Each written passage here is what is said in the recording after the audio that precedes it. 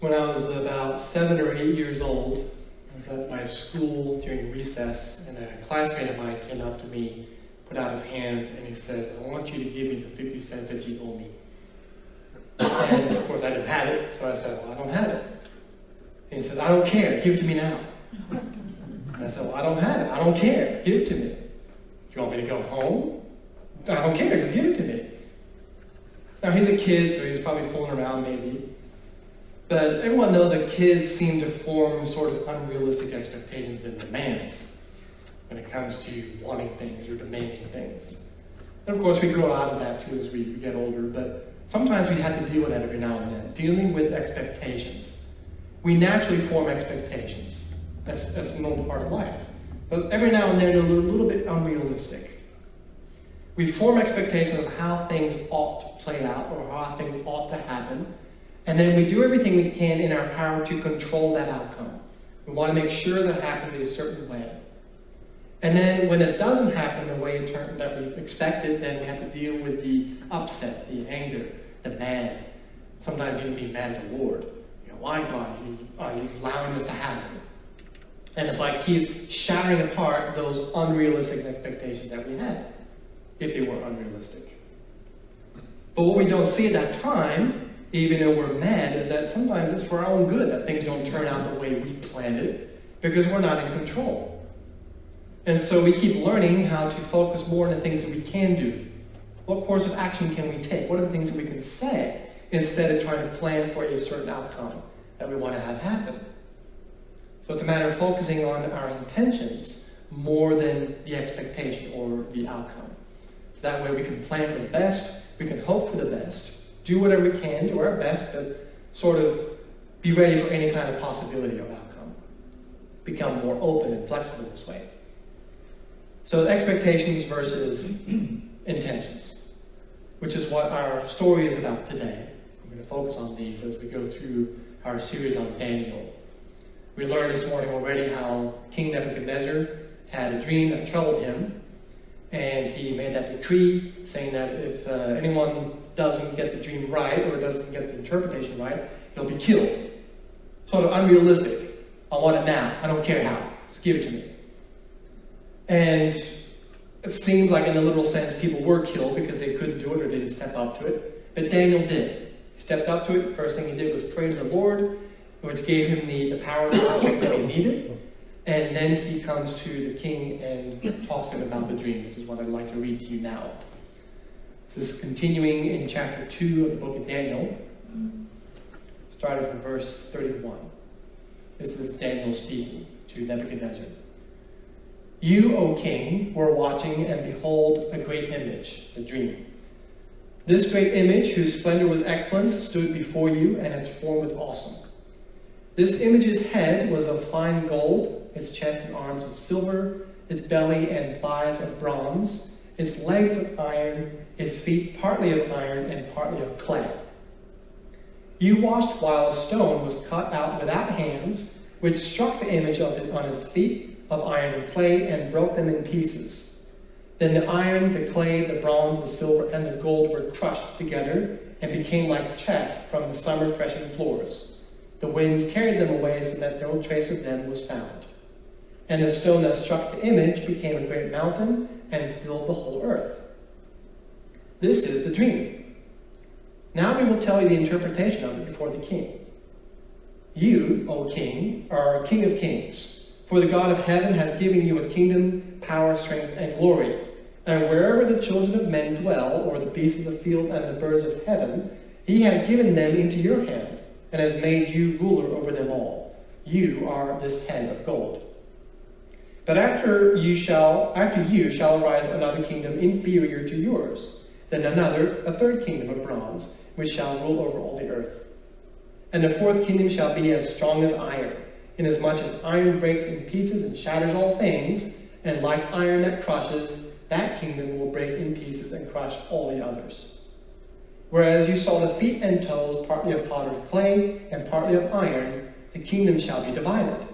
Yet the strength of the iron shall be in it, just as you saw the iron mixed with the ceramic clay.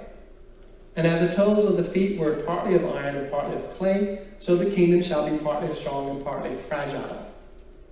As you saw iron mixed with ceramic clay, they will mingle with the seed of men, but they will not adhere to one another, just as iron does not mix with clay. And in the days of these kings, the God of heaven will set up a kingdom which shall never be destroyed, and a kingdom shall not be left to other people. It shall break in pieces and consume all these kingdoms, and it shall stand forever.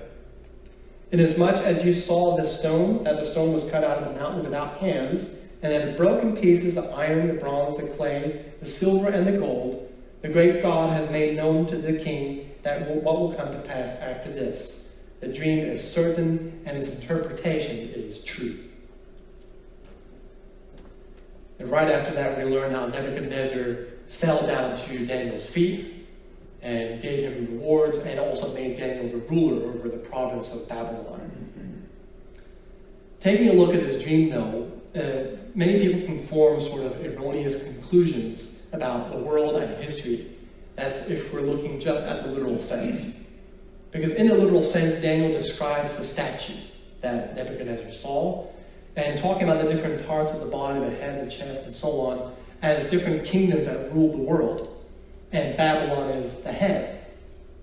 And so many people stick with that interpretation today, because that's as far as they can go. If they try to stick it or put it to some other kind of interpretation, they'll put it to some other current worldly affairs or powers that are going on in this world today. But we all know that the Word is divine, spiritual by nature. There's always more as it seems. Not everything is as it seems. And that's true with our lives and also our expectations.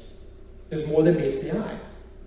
So looking at this statue, one thing about it, the different materials in each of the successive body parts does outline a history, but not of the world and kingdoms and empires, but a history of all the different churches that ruled the world at one point. And we're talking about the churches as to their internal qualities. That's on a historical sense. But then better yet, this image also describes successive spiritual qualities or aspects about our own lives that rule over us during our spiritual development. But in any case, whichever interpretation we look at, whether it's an internal one or an external one, most people agree that the rock that came and smashed the statue is the Lord. Now, there are many things we can look at here in this story. We have Daniel and Nebuchadnezzar, their different roles and their interaction with each other. That can tell us a lot about ourselves. We have the statue in the dream, and we have the rock that came and smashed that statue. We'll try to take a look at each one of these, starting with the statue, because we already talked about that a little bit. And the statue really is the main image, the thing that stands out from the beginning. Notice how in the statue we're talking about different kind of metals, different substances made up the different body parts. Gold, silver, bronze, iron, and so on. And these metals, for the most part, are pretty genuine, pretty solid, good quality metals. Which means the statue, for the most part, is pretty flawless. That is, until we get to the feet. At the feet is where you get a not so genuine substance, and that's the iron mixed with the clay. Now, the point in the literal sense was that the iron and the clay don't mix together very well. They don't cohere. They don't stick together. And if there's no coherence, there is no strength. So it's at the feet, the iron and the clay, where things begin to become unstable. The base becomes unstable. And if the base is unstable, it makes everything else unstable. Now, think about what clay and falsity represent. Or that's what I just said. Think about what clay represents that has the falsity. If the feet were all iron, it would be no problem. But it's the clay that presents the problem. Clay is a falsity, and it's the cause of the instability of the entire statue. Iron, however, represents the power of truth on the lowest external sensual level. The level of our minds where we think sensually about things. What we see with our eyes, what we hear with our ears, what we say with our mouths. And this can have power as long as it is governed by the upper interior levels of truth, which are the different parts of the body above. But because this truth now on this lower level is mixed with clay, is mixed with that falsity, it gives everything instability. It makes everything unstable. Think of the clay, the falsity, like a cancer.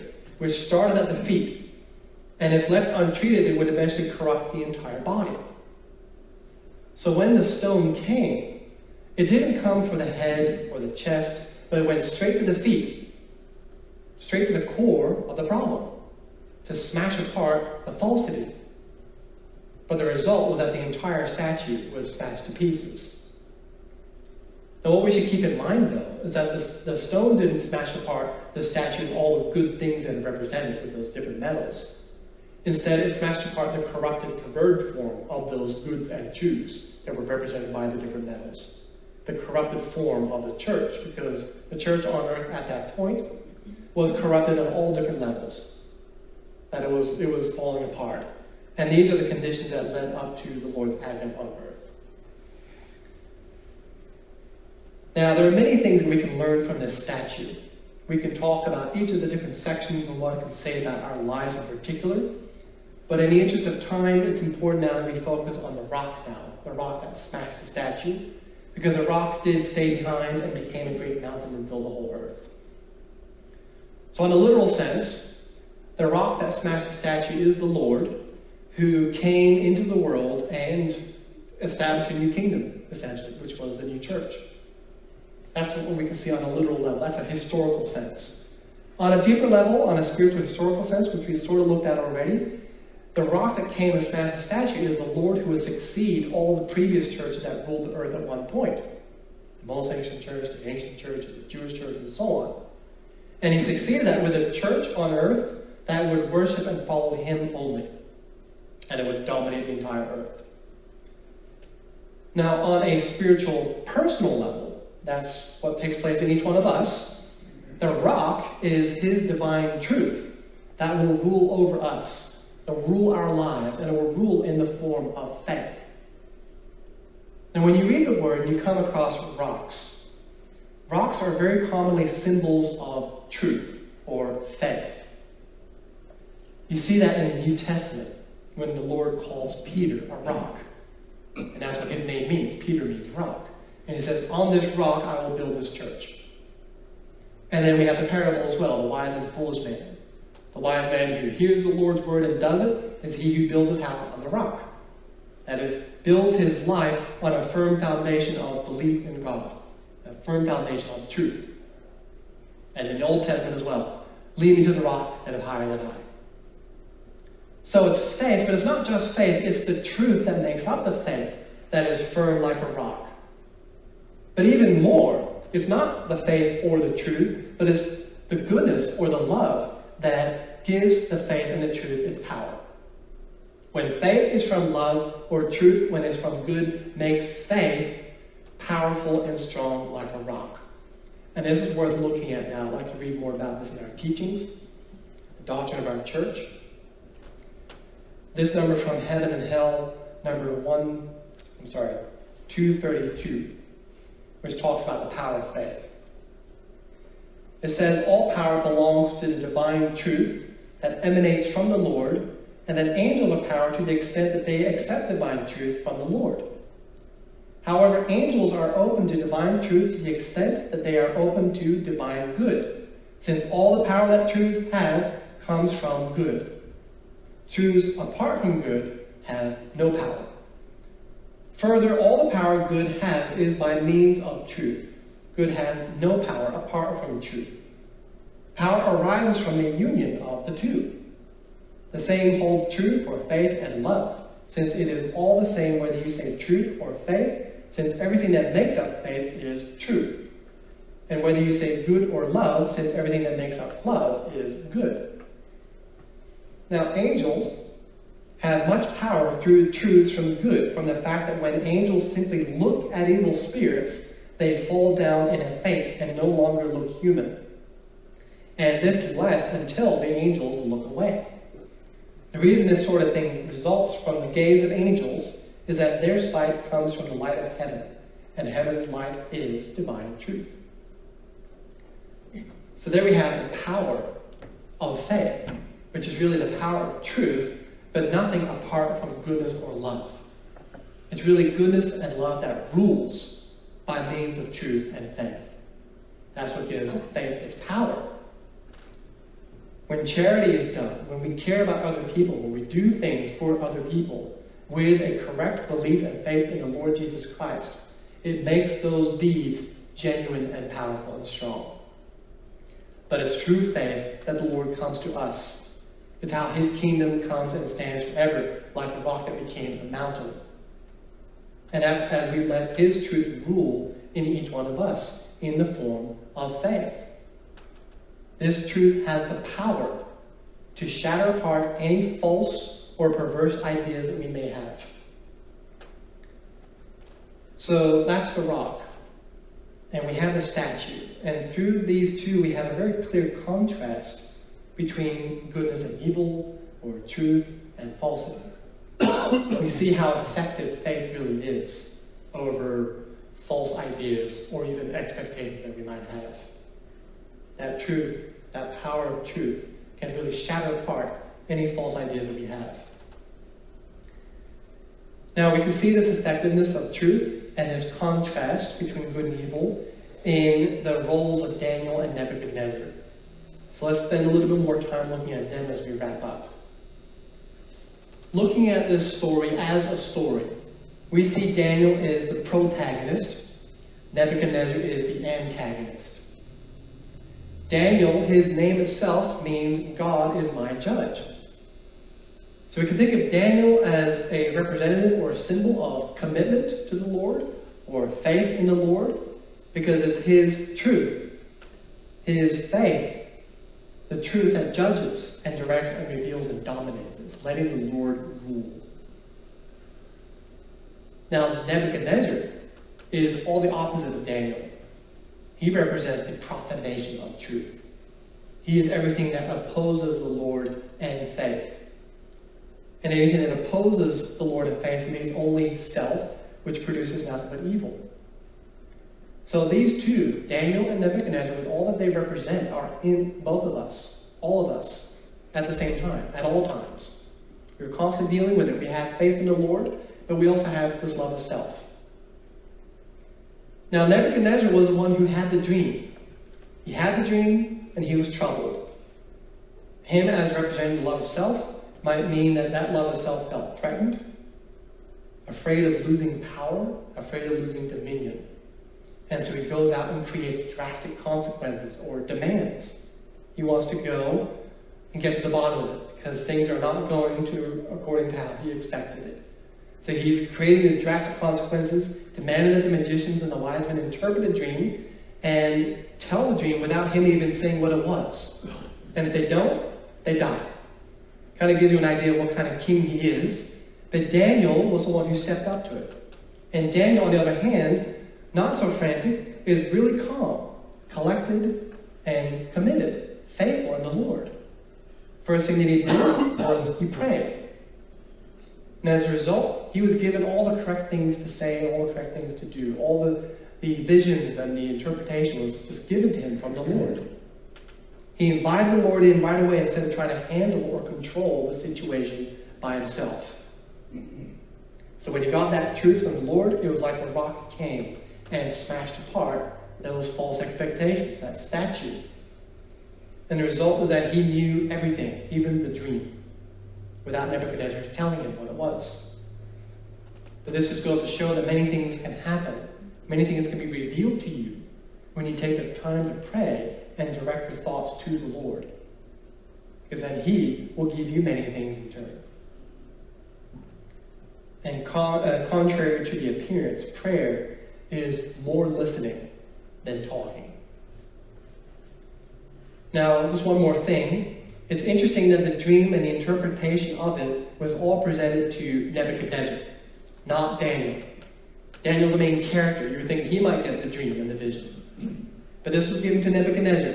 It was like something that he needed to hear, something that he needed to see. And it's like it's something that the love of self, our sense of self, needs to understand and learn.